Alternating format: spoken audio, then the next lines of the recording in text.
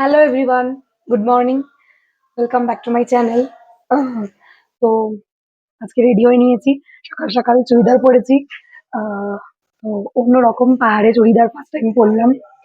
তো চলো দিনটা শুরু করা যাক। আজকে গ্যাংটকের হোটেল আমরা ছেড়ে দিচ্ছি, আজকে চলে যাবো শিটং। তো ব্রেকফাস্ট করি, চলো কি কি আছে দেখি। দেখো, সকাল সকাল আলুর পরোটা দিয়েছে আর বনু বাড়ির মতো করে খুব সুন্দর করে সাজিয়ে দিয়েছে আমার প্লেটটাকে। তো চলো খাওয়া যাক, আর সবাই খেতে বসে গেছি। গরম নেই গরম নেই বাবার তো অলরেডি হয়ে গেছে, এবার এখন শুধু মিল্ক টি খাচ্ছে আর আমরা এখন খাচ্ছি। চলো খেয়ে নিই। যেইভাবে তো এখন আমরা নতুন একটা গাড়িতে উঠে গেছি, এই যে ডাইভারজি। তো এখন হচ্ছে আমরা যাচ্ছি গ্যাংটককে টাটা বাই বাই করে, আর ওয়েলকাম করতে যাচ্ছি শিলংকে। তো চলো যাই।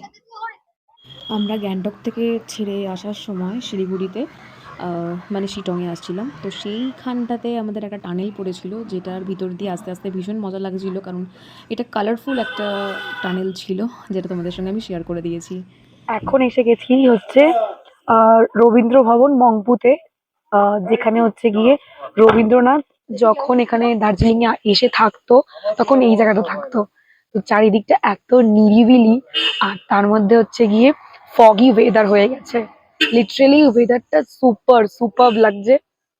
আর চলো শান্ত নিরিবিলি জায়গায় এবার ঢুকে দেখি। চলো, বিশ্বকবি এখানে থাকতেন, যখন এখানে থাকতো মানে আসতো তখন। তো চলো যাওয়া যাক।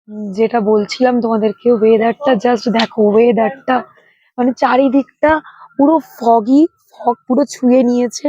ওয়েদারটা জাস্ট সুপারব। তো চলো, মিউজিয়ামটা আছে, মিউজিয়ামটা আমি ঢুকে কতটা ক্যাপচার করতে পারবো আমি জানি না, কারণ প্রত্যেকটা মিউজিয়ামে কিছু পার্সোনাল ব্যাপার থাকে যেটা দিয়ে পাবলিকদের দেখানো যায় না। তো সেটা ক্যাপচার করা যেতে যাওয়া যায় না, প্রত্যেকটা ব্যাপার নিয়ম থাকে মিউজিয়ামে। তো যাই, কতটা ক্যাপচার করবো দেখা যাক। তো এই দেখো, সামনেই আমাদের বিশ্বকবির ছবি দেয়া আছে। তো এখানে প্রত্যেকটা জায়গাতে রবীন্দ্রনাথের অনেক কিছু ক্যাটাগরিজ আছে। তো এটাই এখান থেকে বোঝা গেল যে সব সাধনার জন্য নিরিবিলি জায়গা সত্যিই প্রয়োজন। নিরিবিলি জায়গা ছাড়া সাধনা ইনকমপ্লিটেড।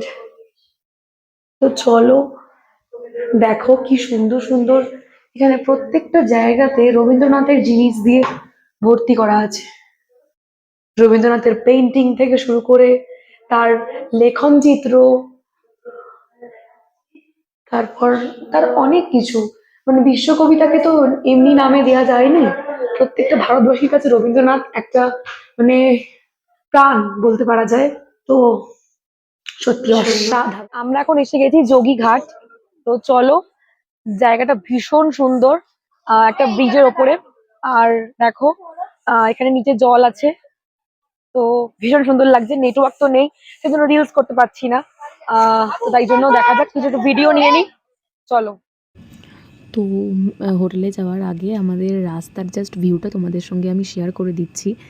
অপূর্ব একদিকে সুন্দর ছিল, আর সুন্দরের পাশাপাশি হচ্ছে গিয়ে তার মধ্যে ফগও নেমে আসছিল, যেটা হচ্ছে গিয়ে পাহাড়ে যারা যারা ঘুরতে এসছো তারা তারা সবাই নিশ্চয়ই জানো যে পাহাড়ে যারা যারা ড্রাইভ করে তাদের একটা হচ্ছে কর্তব্য থাকে, যাদের হচ্ছে গিয়ে আমাদেরকে মানে যারা যারা ট্যুরিস্ট থাকে তাদেরকে ভালো করে মানে সঠিক জায়গায় পৌঁছে দেওয়া। কিন্তু তার মধ্যে যদি এই ফগ নেমে আসে প্রচণ্ড রাস্তায় প্রবলেম হতে পারে। আর পাহাড়ে তো একদমই রাত্রিবেলা করে মানে গাড়ি একদম চালানো যায় না, সেটা তোমরা অনেকেই জানো। তো ভয়ও লাগছিলো, আবার এনজয় করছিলাম। এই করতে করতে হোটেলের প্রায় সামনে পৌঁছে গেলাম। তো আমরা এই মুহূর্তে হোটেলের সামনে এসে পৌঁছেছি। তো এখনো লাগেজ সব নামানো হবে। তো আমার তো গলার অবস্থা এমনি খারাপ, আরো ঠান্ডা লাগানোর জন্য আমি গায়ে কিচ্ছু দিইনি।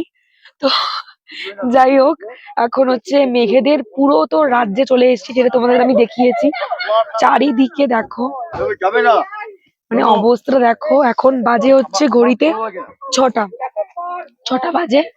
তো ছটা বাজে, এখানকার অবস্থা দেখো। মানে কতটা কতটা আসছে আমি ভিডিওতে জানি না, কিন্তু লিটারেলি ফগ, পুরো ফগ যাকে বলে, ফগ পুরো ধরে নিয়েছে। তো কিছু বলতে পারছি না, তো রুমে যেতে হবে, চলো রুমে যাই। দেখো আমরা এখানে খেতে বসে পড়েছি, শিটংয়ে এসে গেছি।